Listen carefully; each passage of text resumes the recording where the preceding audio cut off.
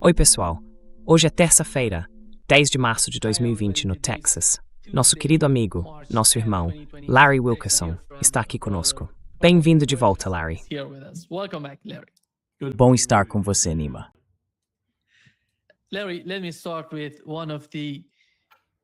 Larry, deixe-me começar com uma das coisas trágicas que aconteceram desde que a guerra começou entre os Estados Unidos e o Irã e o Iraque.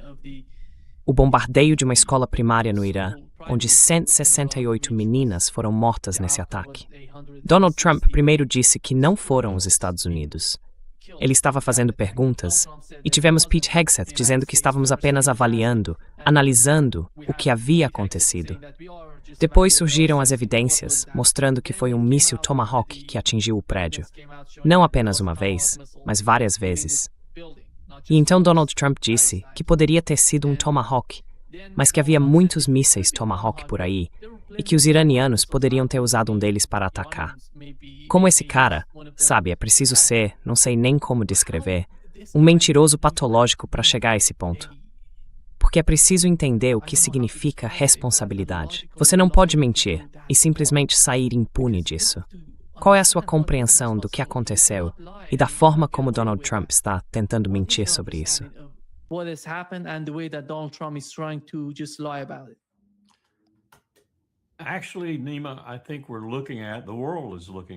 Na verdade, Nima, acho que estamos vendo, o mundo está vendo, e cada vez mais tomando consciência, ainda que de forma incipiente, que estão diante de dois dos mentirosos mais talentosos, no sentido mais amplo da palavra, que existem na face da Terra: Bibi Netanyahu e Donald Trump.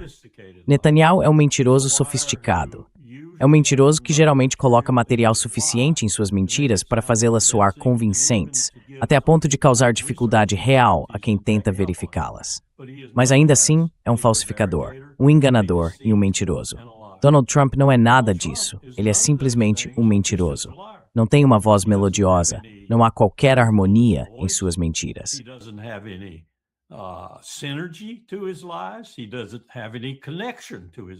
Em muitos casos, ele não tem nenhuma conexão com as próprias mentiras. Ele as inventa do nada, para usar um termo militar, ele as tira do traseiro. É daí que Donald Trump tira suas palavras de momento em momento, de evento em evento. Então, ele não é um mentiroso refinado, como Netanyahu. Mas juntos, acho que é justo dizer, formam os dois maiores líderes mentirosos da face da Terra. E este é apenas um exemplo.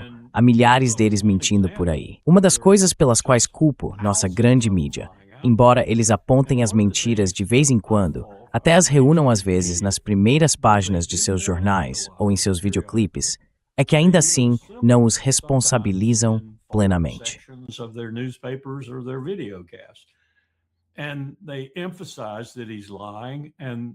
E eles enfatizam que ele está mentindo e detalham as mentiras. O Saturday Night Live e vários outros programas de comédia zombam deles. Jon Stewart zomba deles. Mas ninguém faz nada a respeito. Ninguém nesse corpo sonolento de representantes do povo, conhecido como Congresso dos Estados Unidos, tem coragem, exceto alguns indivíduos que sabem que, como indivíduos, não têm poder, de fazer nada a respeito. E, no entanto, o maior poder, como Trump costuma dizer, na face da Terra, está constantemente mentindo para seu próprio povo e para o resto do mundo. Então, não me peça para explicar isso.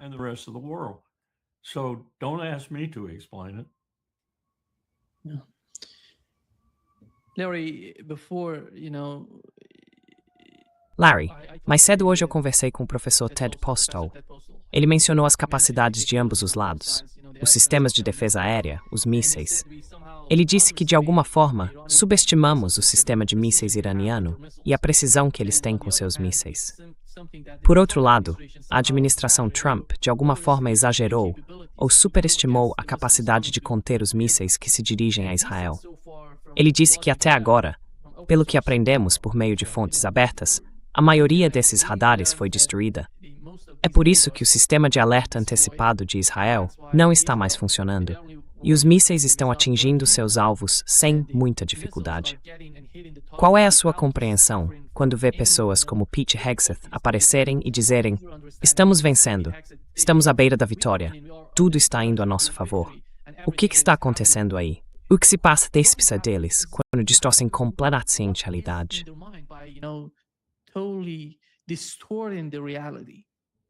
Well, Pete Hegseth, I don't know this is Bem, Pete Hegseth, não sei disso com certeza, se é válido ou verdadeiro, juntou-se às fileiras de Bibi Netanyahu e Donald Trump.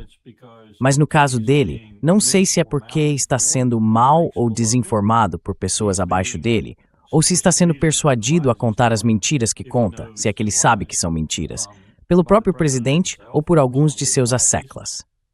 Simplesmente não sei qual é a motivação de Pete Hegseth. Posso te dar alguns fatos que ouvi e que acredito serem pelo menos parcialmente válidos, vindos de pessoas que ainda falam comigo no Pentágono. Hegseth tem um problema com o álcool, e volta e meia recai nesse problema, como Lindsey Graham, que na minha opinião recorre a isso cada vez mais.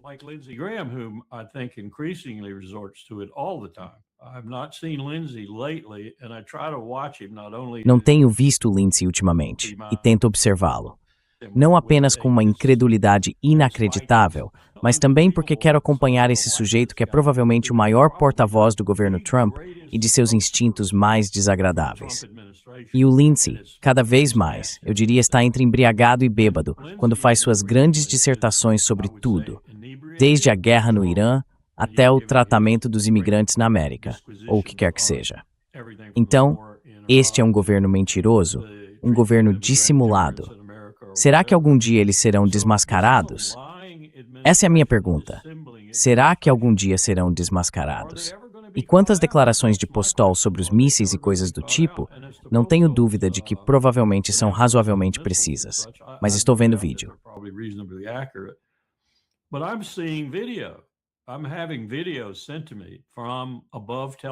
Estou recebendo vídeos enviados para mim de cima de Tel Aviv e das ruas de Tel Aviv, e agora da área do porto em Haifa. Vejo coisas pegando fogo do chão até uns 60 ou 90 metros de altura.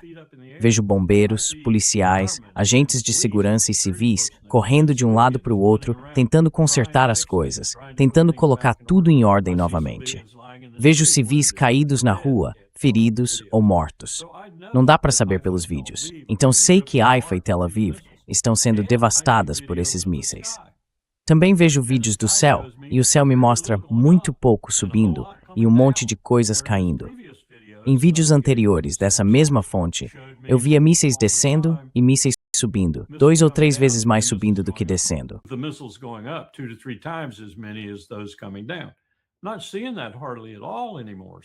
Não vejo isso quase mais em lugar nenhum. Então isso me diz que o que você está dizendo e o que Postol disse é verdade, pelos meus próprios olhos, vendo isso.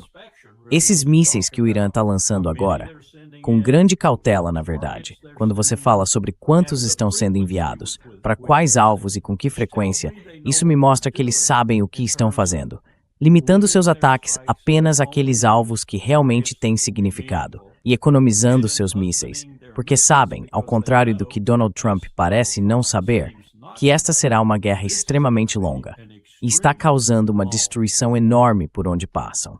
O que eu realmente vejo, na maior parte, é Israel, porque não tenho visibilidade sobre outros lugares.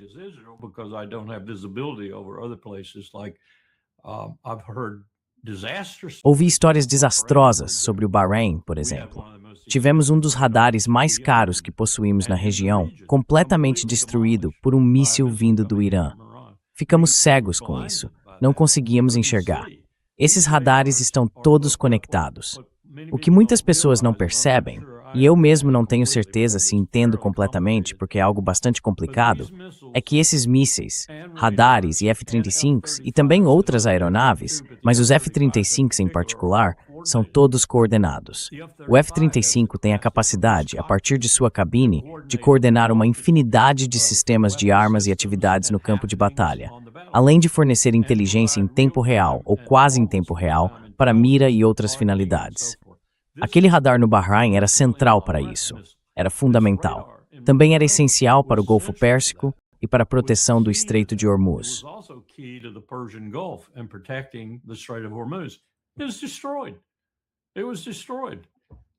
Foi destruído. Foi destruído. E agora estamos cegos lá. Tenho certeza de que vamos apressar algo, ou algumas coisas, porque vai ser difícil substituí-lo. Mas isso mostra como os iranianos são inteligentes em seus alvos e como não desperdiçam mísseis. Eles estão atingindo coisas que são muito importantes para nós e para a condução desta guerra do nosso lado. Ao mesmo tempo, estamos cometendo crime de guerra após crime de guerra.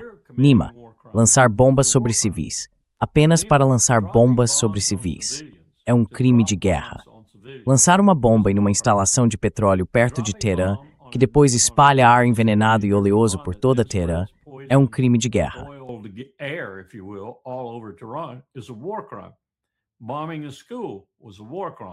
Bombardear uma escola foi um crime de guerra. Bombardear o hospital foi um crime de guerra. Crimes de guerra por excelência. Agora alguém me disse esta manhã, bem, quem vai responsabilizá-los? Aparentemente ninguém. Mas estamos pouco a pouco negando tudo o que fizemos nos últimos 50 anos em relação ao direito internacional e ao que constitui um crime de guerra. Vamos nos arrepender disso. Vamos nos arrepender disso. Faço essa declaração aqui e me comprometo com ela até morrer. Vamos nos arrepender. Estamos fazendo algo que provavelmente ninguém no mundo jamais pensou que uma nação com o nosso nível de poder e na nossa situação faria. Especialmente considerando que fomos nós que criamos tudo isso.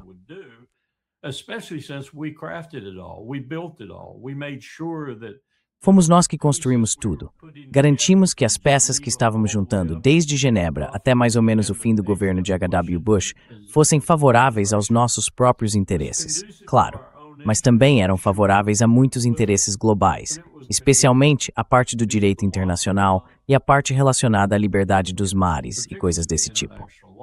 Acabou. Já era. Pode considerar perdido. Ficou no passado. Não tenho certeza se podemos recuperar isso. O que isso significa é, como já disse muitas vezes antes, um mundo robesiano por excelência. Significa que não estamos mais lá para atenuar esse obesianismo, nem mesmo um pouco.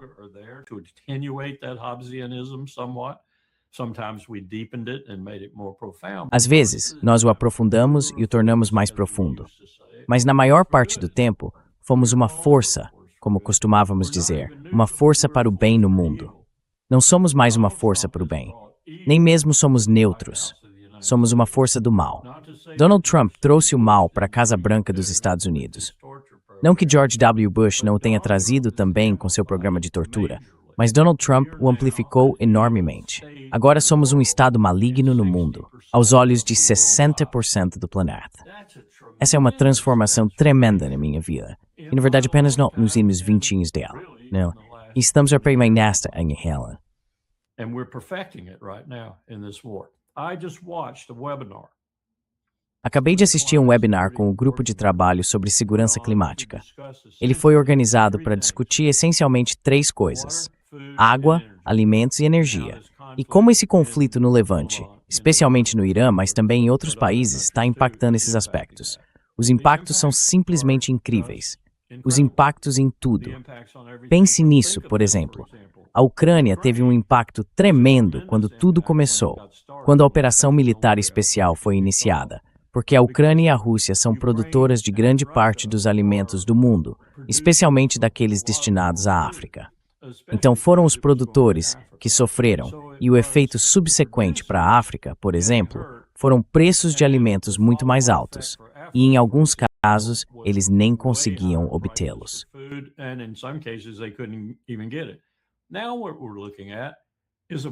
O que estamos vendo agora é uma parte do mundo que é fundamentalmente consumidora, não produtora, e está sendo afetada. Estamos retirando coisas como insumos agrícolas, fertilizantes, produtos à base de petróleo que são necessários para a agricultura e assim por diante. Estamos eliminando todos esses elementos, ou pelo menos parece que vamos eliminá-los completamente e impedir que circulem como deveriam. E suspeito que isso não seja algo positivo. Então, agora teremos uma grande faixa do mundo, que não apenas é a mais impactada neste momento pelas mudanças climáticas, lidando com secas, escassez de água, problemas de calor e assim por diante, mas que também enfrentará um El Niño previsto para junho ou julho, o que vai intensificar esses problemas.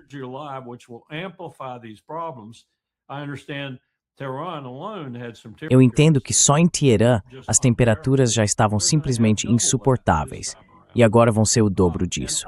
E tudo isso está acontecendo por causa de Donald Trump e Bibi Netanyahu. O desastre que eles estavam descrevendo nessas três áreas, água, comida e energia, vai impactar não apenas o Levante, não apenas a Arábia Saudita, não apenas as regiões mais secas daquela área, mas também o mundo, por causa dos efeitos colaterais de tudo isso. Então, tudo isso é por causa da ignorância de Donald Trump, ignorância, pura ignorância, e das mentiras sobre o que ele está iniciando. Ele não tem a menor ideia do que começou. Eu queria que ele assistisse a este seminário online.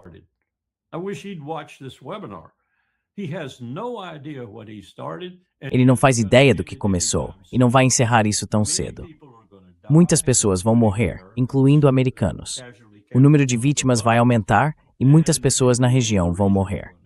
E Marco Rubio tem sido totalmente negligente em retirar os americanos da região como deveria, porque não quis alertar o Irã, em meio à diplomacia, de que iríamos atacá-los.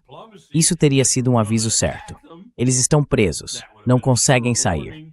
E agora estamos tentando conseguir aviões e companhias aéreas que voem até lá para retirá-los.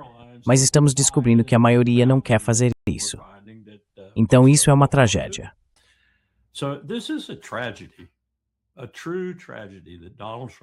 Uma verdadeira tragédia pela qual Donald Trump, praticamente sozinho, junto com Bibi Netanyahu, é responsável. O presidente dos Estados Unidos é responsável por isso. Crimes de guerra em abundância, bombas que não fazem nada além de matar civis. Acho que Ted e outros também têm razão sobre isso. É incrível o que os iranianos fizeram. A maioria desses mísseis está tão profundamente subterrânea e tão bem escondida que eles só precisam se expor por um momento para serem disparados, e então tudo se fecha novamente, de modo que você não vai alcançá-los. E nós não estamos alcançando. Eles vão continuar saindo, continuando a punir as pessoas sobre as quais caem. Mais dramaticamente, Israel.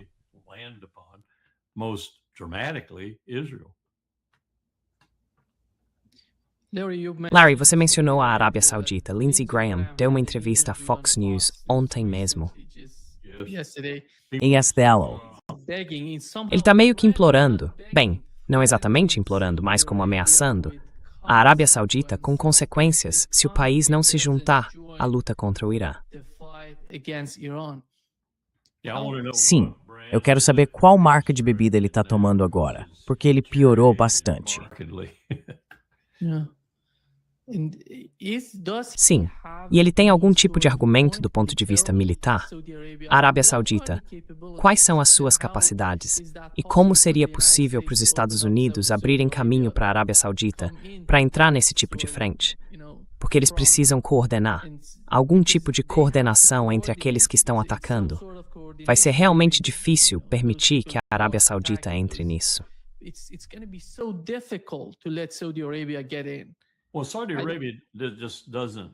Bem, a Arábia Saudita simplesmente não tem os meios nem a capacidade para fazer qualquer coisa além de ver seus pilotos serem abatidos e mortos, por exemplo. Nós vimos as capacidades sauditas em comparação com os Al-Ansar, os Houthis, vimos a capacidade saudita por anos.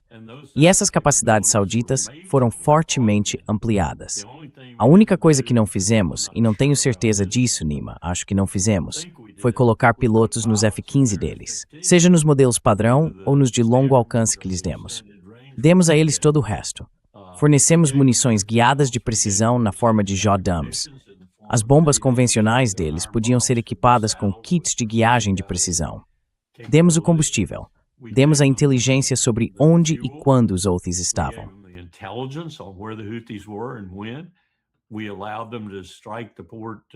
Nós permitimos que eles atacassem o porto, os guindastes no porto, o que impediu os iemenitas de trazer qualquer tipo de alimento. Tivemos que impor um bloqueio naval lá, para evitar que fizessem isso novamente. Então, fizemos uma ou duas coisas positivas, mas basicamente fomos parceiros naquela guerra. E eles perderam. Os Emirados Árabes Unidos, a pequena Esparta, saíram porque sabiam que estavam perdendo. Provavelmente eram os únicos soldados de verdade, por assim dizer, na coalizão. Eles saíram. Então, o que isso vai acrescentar? O que qualquer estado do Golfo vai acrescentar? O que o Lindsay está procurando é apenas o aval das pessoas a quem temos fornecido armas há anos, por bilhões e bilhões de dólares. Ele só está buscando o aval deles nessa guerra, e eles não estão dando.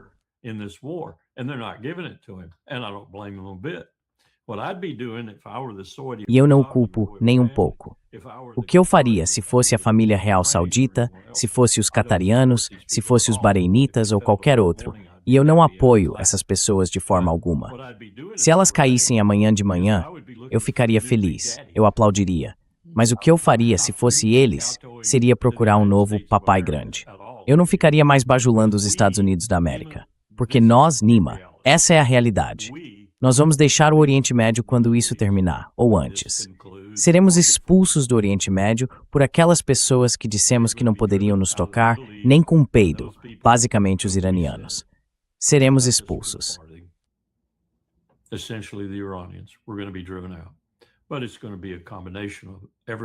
Mas vai ser uma combinação de todos ali decidindo que não somos confiáveis, que somos enganosos, que causamos mais dano do que ajuda e que eles vão procurar outro caminho.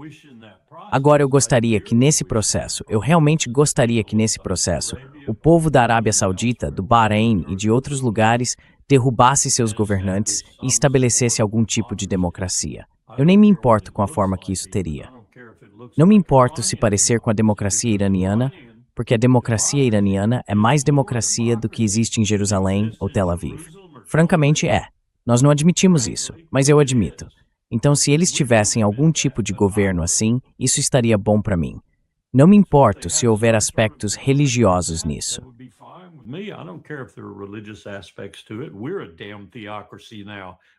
Agora somos uma maldita teocracia, com Pete Hegseth e Donald Trump. Então, o que há de errado com a teocracia? Donald Trump é um teocrata criado por ele mesmo. Isso é realmente algo que muda o jogo, o que estamos fazendo agora. É algo que muda o jogo. Certamente no Levante, no Mediterrâneo, no Oriente Médio em geral, provavelmente no norte da África. É algo que muda o jogo para nós. Seremos obrigados, essencialmente, a seguir, pelo menos as evidências prima facie em nossa estratégia de segurança nacional e a nos retrair, voltar para casa em muitos aspectos. E suspeito que a Ucrânia vai nos ajudar a fazer o mesmo em relação à Europa. Então você está vendo. Se eu ainda estiver vivo em 5 anos, confira comigo. Provavelmente não estarei, mas confira comigo. Provavelmente estaremos em casa. Em massa estaremos em casa.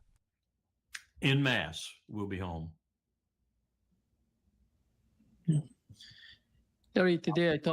Mark Carney's got to worry about that, because then we got enough forces to take. Mark Carney precisa se preocupar com isso, porque então teremos forças suficientes para tomar o Canadá. Marcharemos sobre o Canadá. Essa será a nossa próxima façanha. Você acha que estou brincando, mas quando vir os resultados, e provavelmente verá, quando vir os resultados por volta de 2060 da crise climática, o que ela fará com a imigração no mundo e com as potências equivalentes ao longo da faixa norte, onde os efeitos devastadores assuritismo, chen vai uchwar. Que estamos tendo para o Canadá, Mr. Odevigi. To Canada, in order to survive.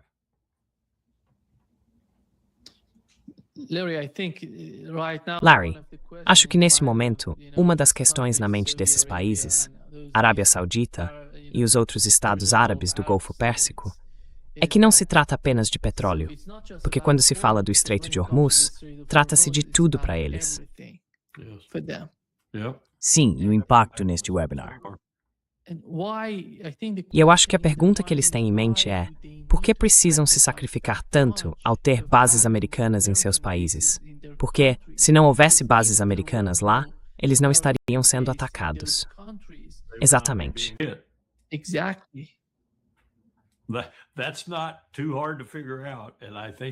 Isso não é tão difícil de entender, e acho que eles provavelmente estão pensando dessa forma. A questão é, quantos deles, e seus fundos soberanos, e outros instrumentos de sucesso financeiro, quantas dessas coisas estão tão inquestionavelmente, irremediavelmente ligadas ao sistema dos Estados Unidos? E com que rapidez eles podem se desvincular desse sistema e se manter neutros por um tempo, independentes por um tempo? O que acho que é o que Erdogan está tentando fazer na Turquia. ou se alinhar a um novo sistema. O novo sistema está sendo elaborado enquanto falo. Aqui me refiro a um sistema financeiro. A economia já existe, a tecnologia já existe, a indústria já existe, a China. Mas o sistema financeiro ainda não existe. But the financial system's not there yet. That's the reason Xi Jinping put out what he put out a few weeks ago. Essa é a razão pela qual Xi Jinping fez o que fez há algumas semanas. Agora, ele vai trabalhar nisso, construindo um sistema financeiro, assim como todas as outras coisas que ele e a China estão fazendo. Quando isso acontecer, e provavelmente levará alguns anos para a transição completa, estaremos de fora, a menos que mudemos nosso modus vivendi ou modus operandi, e decidamos fazer o que deveríamos ter feito no final do governo H.W. Bush, em 1993. E isso é nos tornarmos uma potência igualitária que coopera com o resto do mundo. Não precisamos ser os primeiros.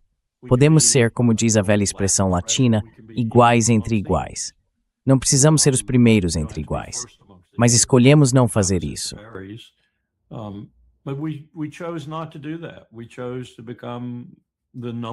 Nós escolhemos nos tornar a potência número 1 do mundo, em todas as dimensões desse poder, e escolhemos punir o resto do mundo se não reconhecessem isso e não se curvassem diante de nós. Descobrimos que o resto do mundo não estava disposto a aceitar isso. A operação militar especial na Ucrânia é um exemplo disso. Essa guerra repugnante no Oriente Médio é um exemplo disso. E, francamente, Bibi Netanyahu e Israel são exemplos disso. Vestígios de 1948 e da perfídia e falsidade dos britânicos e americanos ao perpetrarem o colonialismo na forma de um pequeno estado na Palestina. Está tudo chegando à cobrança, a conta está chegando, e vai custar muitas vidas, muito sangue e muitos recursos. Mas o vencedor, no fim das contas, não será a América.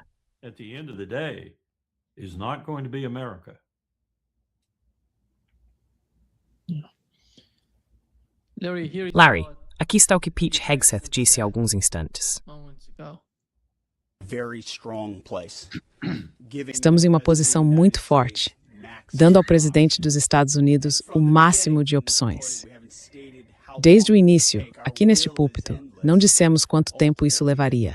Nossa determinação é infinita. Em última instância, é o presidente quem define o estado final desses objetivos, certo?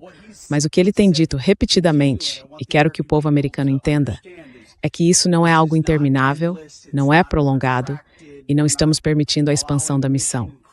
O presidente estabeleceu uma missão muito específica a ser cumprida, e nosso trabalho é executá-la de forma incansável. Ele controla o acelerador. É ele quem decide. É ele quem foi eleito em nome do povo americano, enquanto trabalhamos em direção a esses objetivos. Portanto, não cabe a mim dizer se estamos no começo, no meio ou no fim. Essa é uma decisão dele, e ele continuará a comunicar isso. E fazemos é fornecer a ele atualizações diárias sobre exatamente sobre o orçamento. So he can make that determination on the throttle. Larry, ele disse que nossa vontade é infinita. Eu não sei se a logística é infinita. E a outra pergunta seria, qual é esse objetivo ou meta específica?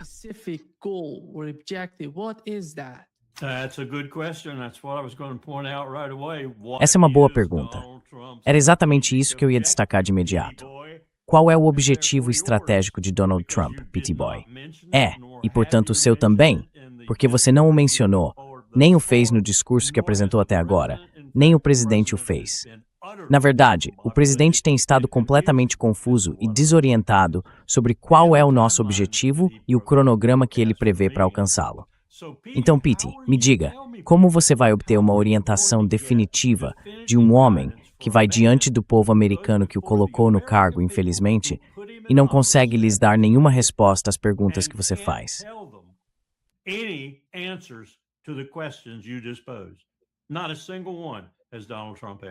Donald Trump não respondeu a uma única pergunta. Então, como é que você vai receber suas instruções de novo, Pete? Me diga, vai ligar para ele por telefone? Vai participar de uma reunião do Conselho de Segurança Nacional, reuniões que ele nunca faz? Vai até lá, conversar com o presidente e receber suas ordens?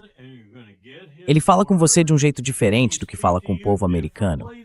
Porque, para o povo americano, tudo o que ele faz é tergiversar, mentir, disfarçar, agir como se fosse um idiota. Então ele faz isso com você também, Pete? Me deixa participar da sua reunião, Pete.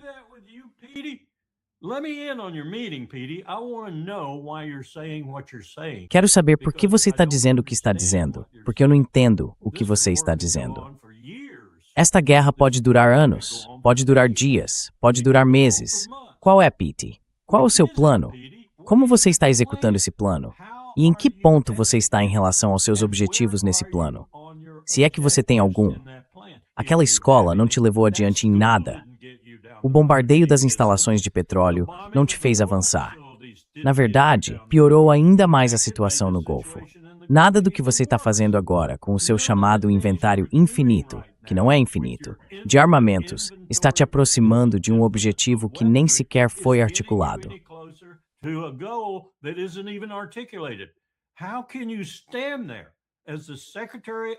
Como você consegue ficar aí como secretário de guerra ou de defesa? Como consegue ficar aí e contar essas mentiras ao povo americano? O que você realmente deveria dizer é: eu não entendo meu chefe, e não sei para onde estamos indo, mas espero que tenhamos os meios para chegar lá, e espero que não acabemos com eles antes disso. Porque essa é a verdade. Essa é a verdade. Donald Trump não faz ideia de para onde está indo. Ele está seguindo na esteira de Bibi Netanyahu. E Bibi tem cada vez mais dificuldade em entender para onde está indo. O único aspecto de Bibi que ainda me preocupa é que acho que ele pode estar se movendo na direção do uso de uma arma nuclear.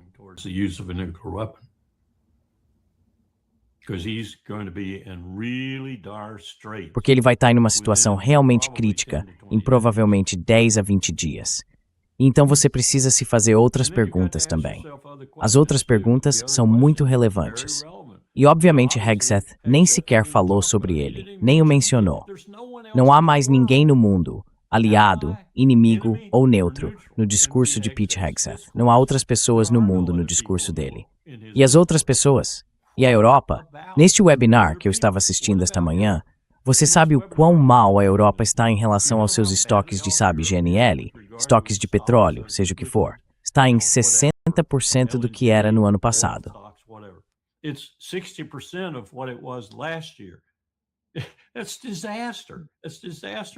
Isso é um desastre. Isso é um desastre para a Europa. O que a Europa faz? A Europa entra nesse conflito como a OTAN. Você sabe, há rumores sobre certos líderes que querem dizer: um ataque a um é um ataque a todos. Bem, quando vocês foram atacados? Fomos atacados em Chipre, ou no sul da Grécia, ou onde for. Você tem certeza disso? Porque Netanyahu está conduzindo ataques de bandeira falsa na Turquia e ao longo da borda norte do Mediterrâneo. E provavelmente em outros lugares também. Ele está fazendo essas coisas. Quando é só um drone isolado, ou alguns drones, ou seja o que for, ou um míssil caindo, isso é Israel. Isso não é o Irã. Se o Irã fizer isso, meu amigo, você vai saber.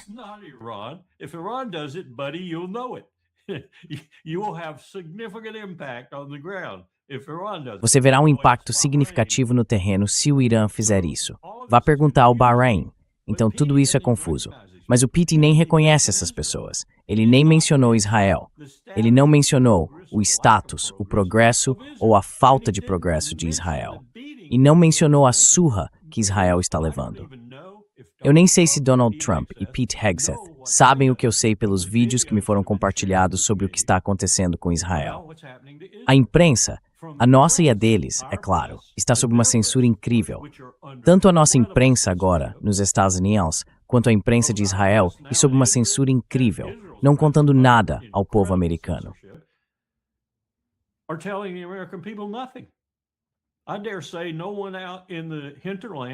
Eu ouso dizer que ninguém lá no interior dos Estados Unidos sabe que Israel está levando uma surra. Uma surra. Eles estão sendo literalmente destruídos. E isso não vai melhorar, porque nada está subindo e há um monte de coisa desabando. Como se tomam decisões em um ambiente onde as mentiras são tudo o que se tem como fonte de inteligência? Mentiras, dissimulações e propaganda são tudo o que se tem como inteligência. E ainda assim, o Pete está lá em cima dizendo que vai tomar suas decisões com base no maior mentiroso de todos na Casa Branca. Estou com medo. Estou assustado pelo meu país. I'm scared. I'm frightened for my country.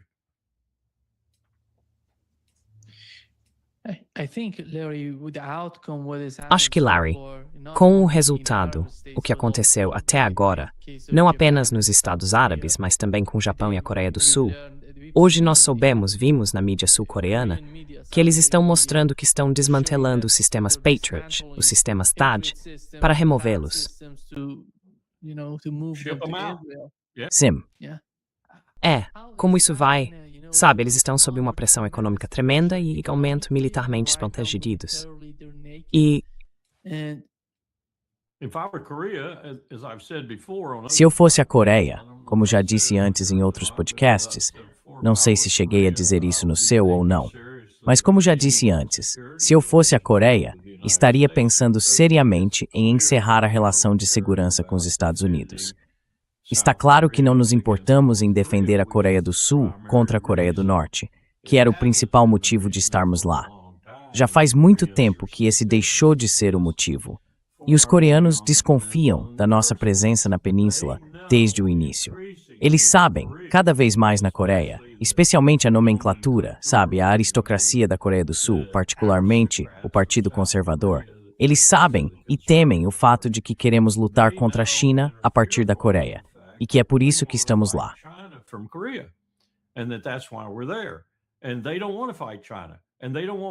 E eles não querem lutar contra a China, e não querem pessoas que queiram lutar contra a China em sua península. Então, sabe, estamos apenas jogando mais lenha na fogueira para os coreanos nos dizerem: vão embora, saiam daqui, deixem-nos.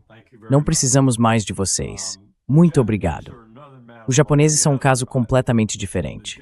Os japoneses estão igualmente dispostos sob essa nova líder, e eu não a conheço muito bem, mas já a ouvi algumas vezes. Estão prontos para se juntar à luta no Golfo, porque o abastecimento de combustível deles será seriamente ameaçado. Eu não sei de que lado eles se juntariam à luta, na verdade. Suspeito que seria do nosso lado, mas não tenho certeza disso.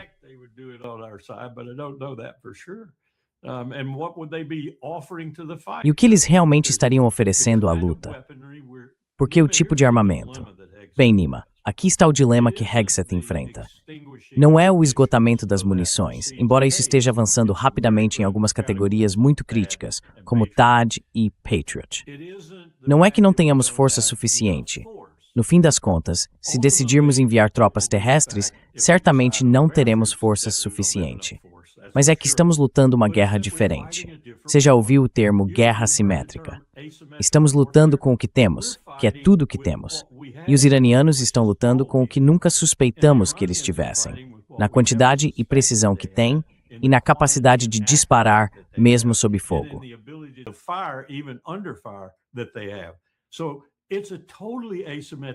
Então, é um conflito totalmente assimétrico. Eles estão travando uma guerra em que estão sendo mortos, sem dúvida. As coisas estão sendo destruídas na superfície, e eles ainda têm mais 93 milhões de pessoas pela frente. Estão revidando com precisão e letalidade, atingindo ambos os principais inimigos, Israel e os Estados Unidos, na região. E precisam eliminar alguns de seus camaradas na região, seus estados vizinhos, porque esses estão próximos ou contribuindo para a capacidade dos Estados Unidos de combatê-los a partir dali. Portanto, não é algo tão simples, mas é basicamente assim que as coisas acontecem.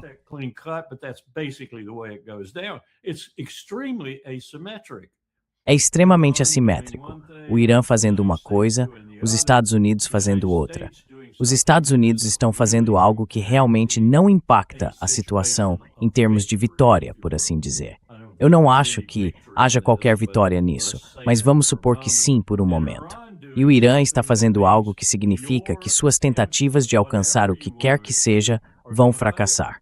E nós vamos continuar aqui. No fim das contas, estaremos aqui, ainda teremos alguns mísseis sobrando e ainda estaremos disparando. Este não é um conflito que faça qualquer coisa além de arruinar os dois lados, especialmente o lado mais forte, que tem muito a perder.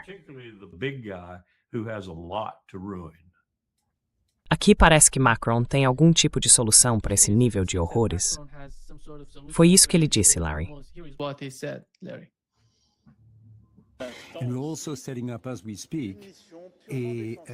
Também estamos organizando, neste exato momento, uma missão puramente defensiva. Trata-se de uma missão de apoio, cujo objetivo é trabalhar com outros estados europeus e, de fato, não europeus. O propósito, novamente, assim que possível, quando nos retirarmos da parte mais intensa do conflito, é fornecer escolta a navios cargueiros para reabrir gradualmente o Estreito de Hormuz, que é naturalmente uma passagem para o comércio internacional, mas também para o petróleo e o gás que devem poder sair da região. Portanto, estamos trabalhando nessa missão, estamos preparando-a com nossos parceiros, isso ocorrerá de forma organizada e já começamos a discutir o assunto. É uma missão pacífica e defensiva, uma missão de apoio, mas essencial para nossas economias e para a economia global como um todo. E também, sim, isso depende de já termos estado lá e planejado missões semelhantes com seriedade.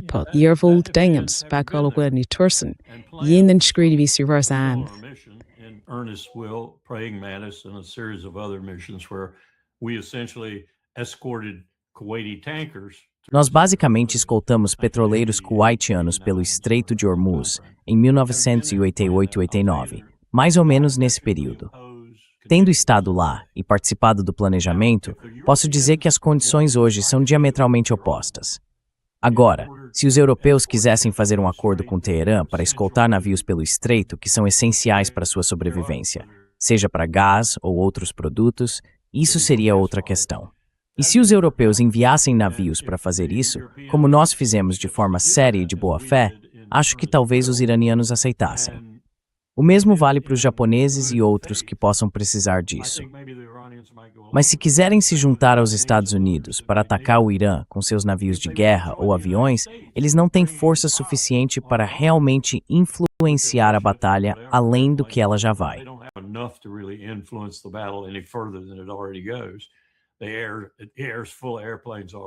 Já está cheio de aviões. Isso é uma questão completamente diferente e eu lhes desejo boa sorte, mas não vão conseguir muito. Vamos olhar para o estreito por um momento. O estreito tem cerca de 17 milhas de largura, milhas náuticas, algo em torno de 30 ou 33 quilômetros, algo assim. Mas o canal de passagem para os navios, especialmente os maiores, é muito estreito, onde a profundidade é suficiente para um grande petroleiro passar e assim por diante. Na época em que estávamos realizando a Operação Ernest Will, não havia muita capacidade, havia alguma, mas era muito limitada, e nós a destruímos bem rápido, especialmente durante a Praying Mantis. Para os iranianos afetarem qualquer coisa no estreito, além de lançar uma mina e torcer para que, digamos, o Bridgeton atingisse talvez um dos nossos navios de combate também tenha atingido uma mina, se bem me lembro.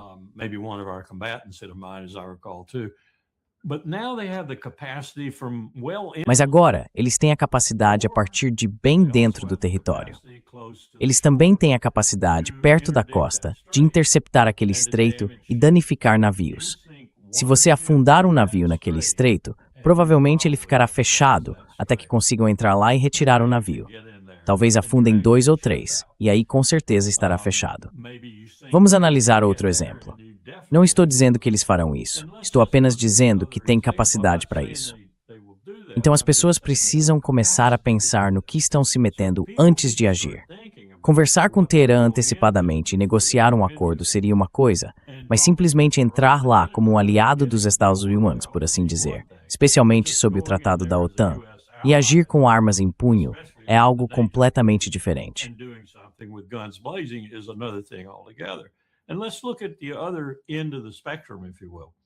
E vamos olhar para o outro extremo do espectro, por assim dizer.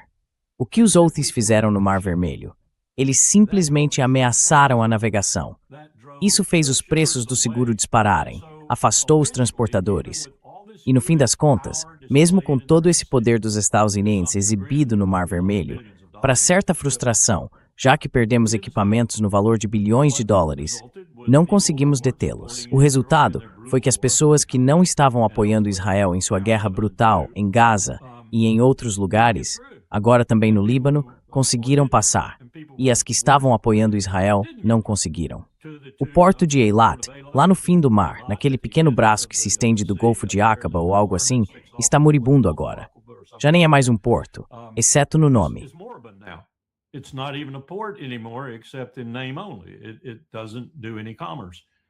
Ela não realiza nenhum comércio. O que impediria que a mesma coisa acontecesse? Só que de um ponto de vista muito mais letal, com o Irã no Estreito de Hormuz, se quisermos realmente ir direto ao ponto. Agora, se eles conseguirem chegar a algum tipo de acordo em que não sejam hostis em relação ao Irã e não cooperem com as forças americanas no sentido de exercer pressão sobre o Irã, então talvez concordem em permitir que escoltem certos petroleiros. Não sei. Seria algo muito complicado. Fizemos algo parecido naquele exercício de petróleo de 2009 de que falei em Pequim, mas logo descobrimos que era complicado demais. O que fizemos foi isolar as áreas e tudo mais com força militar americana, com a aprovação dos chineses e do resto do mundo.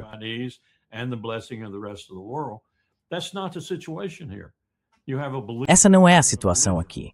Você tem um beligerante e outro beligerante, então será muito difícil organizar algo em que petroleiros possam passar para certos propósitos e não para outros.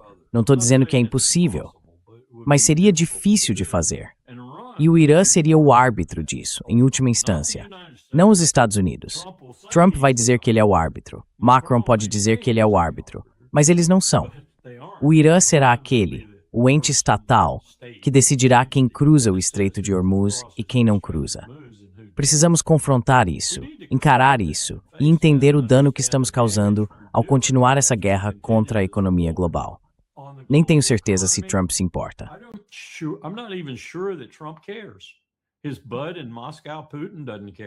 O amigo dele em Moscou, Putin, não se importa.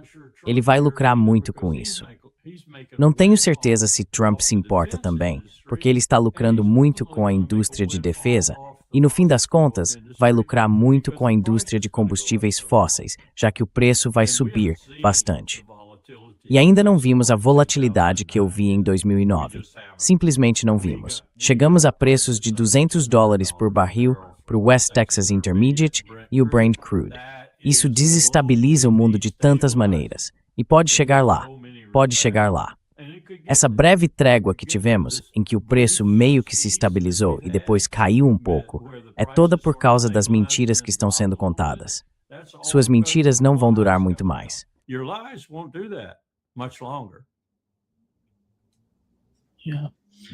Sim.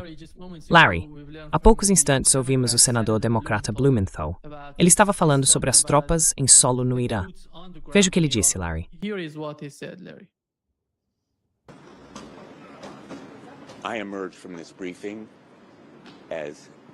Saí dessa reunião tão insatisfeito e irritado, francamente, quanto em qualquer outra reunião que tive em meus 15 anos no Senado.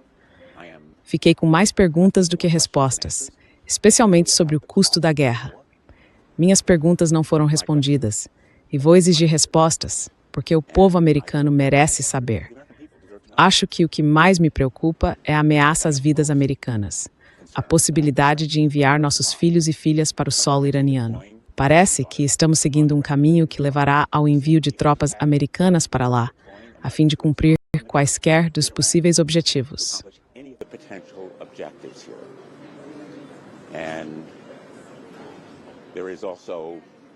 E há também, tão perturbador quanto qualquer outra coisa, o espectro de uma ajuda ativa da Rússia ao Irã, colocando vidas americanas em perigo.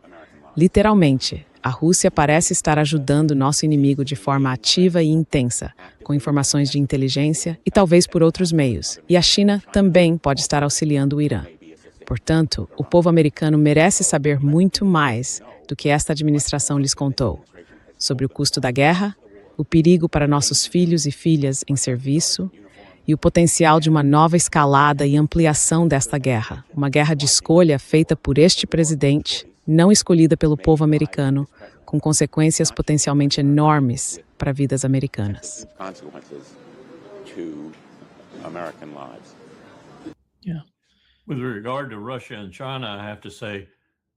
Sim. Com relação à Rússia e à China, tenho que dizer, você acabou de acordar de um sono profundo? Sobre a questão das tropas terrestres, tenho que dizer que ele está absolutamente certo. E será, e Nima, você sabe, pode conferir no meu túmulo, estaremos dentro de 5 a 7 anos completamente e totalmente fora do Oriente Médio. totalmente fora, porque teremos sido expulsos essencialmente do mesmo modo que fomos expulsos do Afeganistão e do mesmo modo que realmente fomos expulsos do Iraque, com a presença residual causada pelo ISIS, que eu acho que tivemos um papel real em criar. Whom I think we had a real hand in creating. Not necessarily to remain in Iraq, but we had a hand. Não necessariamente para permanecer no Iraque, mas tivemos participação em sua criação. Depois, sob Obama, aproveitamos isso e voltamos ao Iraque.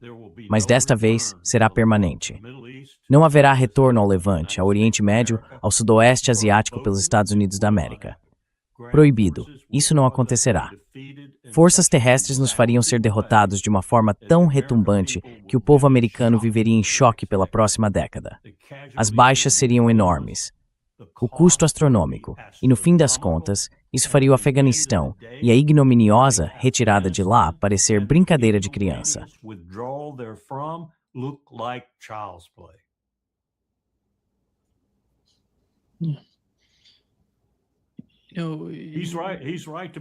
Ele tem razão em estar preocupado. Eu também ficaria preocupado. Quer dizer, dane-se se é democrata. Se ele disse a verdade, e eu suspeito que sim, ele está certo.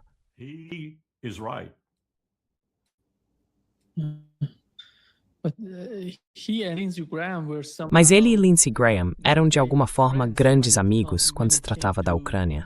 Agora mesmo, há algum tipo de divisão entre ele e Lindsey Graham. Lindsey Graham está defendendo, praticamente implorando, para enviar tropas americanas em solo para defender Israel. Ele já esteve, Larry. Ele já esteve em um campo de batalha. No, I don't think so. I'll venture a guess, Nima. Não, acho que não. Vou arriscar um palpite, Nima.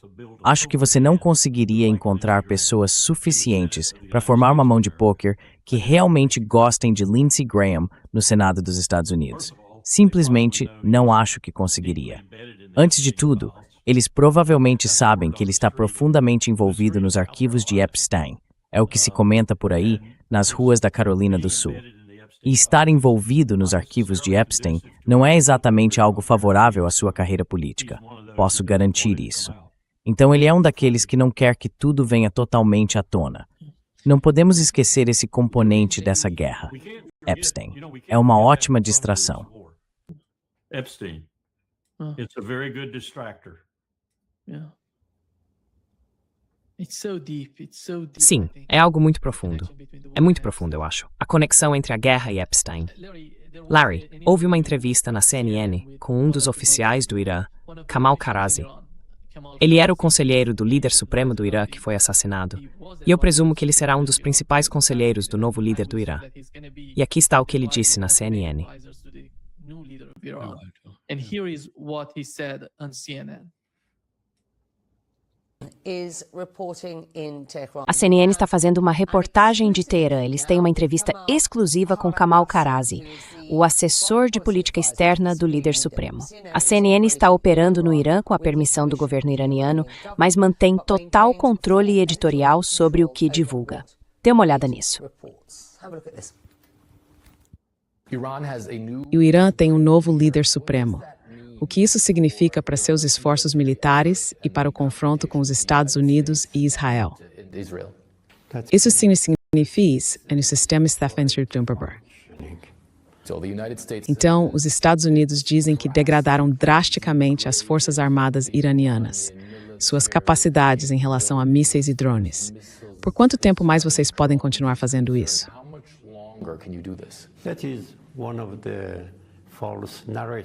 Essa é uma das narrativas falsas que o governo dos Estados Unidos está produzindo.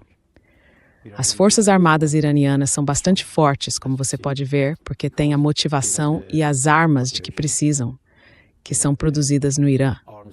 Na verdade, não dependemos de nenhum outro país para obter armas ou armamentos.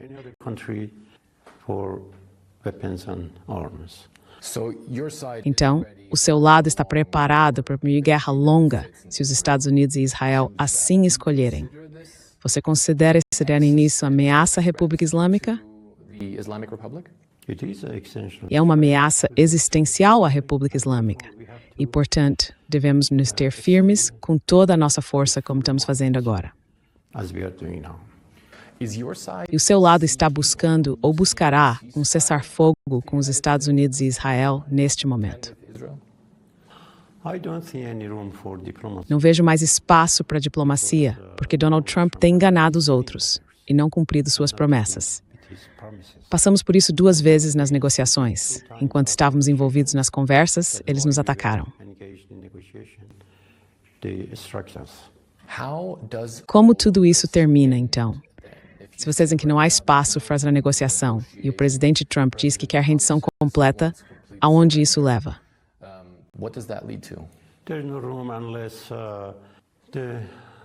Não há espaço, a menos que a pressão econômica aumente, a ponto de outros países intervirem para garantir o acordo e pôr fim à agressão dos americanos e israelenses contra o Irã.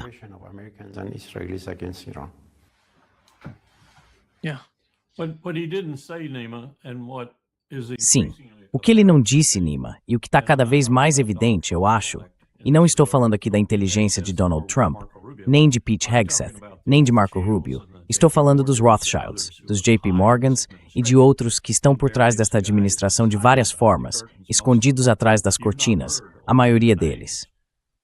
Você não ouviu muitos desses nomes. O que está acontecendo é o que aconteceu em 1953. É um golpe. Não é algo muito evidente. Não envolve um Kermit Roosevelt, ou a CIA, o Mossad ou o MI6. É uma disputa pelo petróleo, assim como a da Venezuela foi uma disputa pelo petróleo. E não é necessariamente uma disputa pelo petróleo, porque queremos o petróleo. Isso faz parte, sempre faz. Mas é uma disputa pelo petróleo como forma de dissuadir o poder que neste momento é triunfante no mundo. A China e seu aliado de conveniência talvez, mas ainda assim um aliado, a Rússia.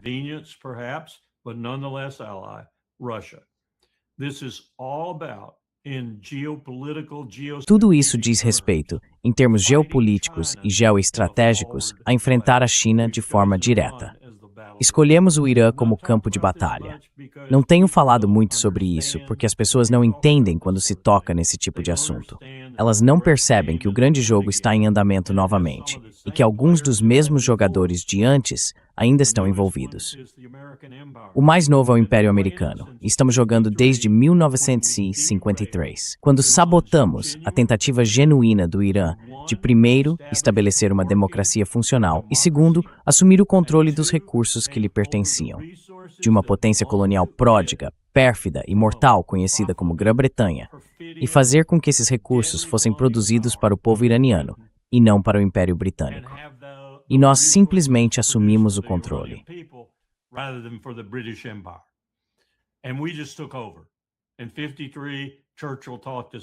Em 53, Churchill nos convenceu a entrar nisso. Nós fizemos. Eles ajudaram e nós assumimos o controle. Então agora somos os bastardos. E é disso que tudo isso realmente se trata. Eu nem tenho certeza, Nima Al-Khorshid, se Donald Trump entende isso. Eu sei que Pete Hegseth entende. Eu sei que Marco Rubio entende. Eu sei que Lindsey Graham entende. Pode haver 1 ou 2 pessoas no sistema americano que entendem isso, que não fazem parte dessa confraria de bilionários e oligarcas vindos de todo o mundo e que estão realmente comandando esse jogo, realmente jogando esse pôquer, realmente jogando esse jogo. É isso que está realmente acontecendo. E é por isso que volto ao que aquele homem acabou de dizer. Estamos perdendo. Nós vamos perder. E quando perdermos, estaremos acabados.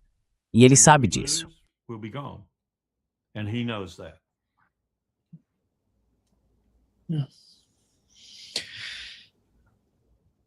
Sim, muito obrigado, Larry, por estar conosco hoje. Um grande prazer, como sempre. Está ficando difícil conversar, sabe? Estou tão enojado com meu país que já não sei mais o que fazer com isso. Estamos entrando em um beco sem saída, com idiotas nos liderando, idiotas segurando nossas mãos e idiotas por todos os lados. E eu nem falei ainda sobre a tentativa que Hegseth continua fazendo de criar nacionalistas cristãos nas Forças Armadas, para que possam jurar lealdade a Jesus e se tornarem soldados de Deus. Estamos recebendo todo tipo de coisa assim na Fundação pela Liberdade Religiosa Militar. Sargentos e outros nos enviando mensagens contando o que está acontecendo. Eles estão sendo instruídos em salas de comando de que estão em uma missão por Deus, que estão indo para o Armagedon, que devem se sentir seguros porque Deus está do lado deles. Isso é loucura. Isso é loucura. This is crazy. This is crazy. É sim. Anyway, De qualquer forma, obrigado pela oportunidade. See you. Até breve. take care. See you. Vejo na sexta-feira. That. See you. Bye-bye. Bye.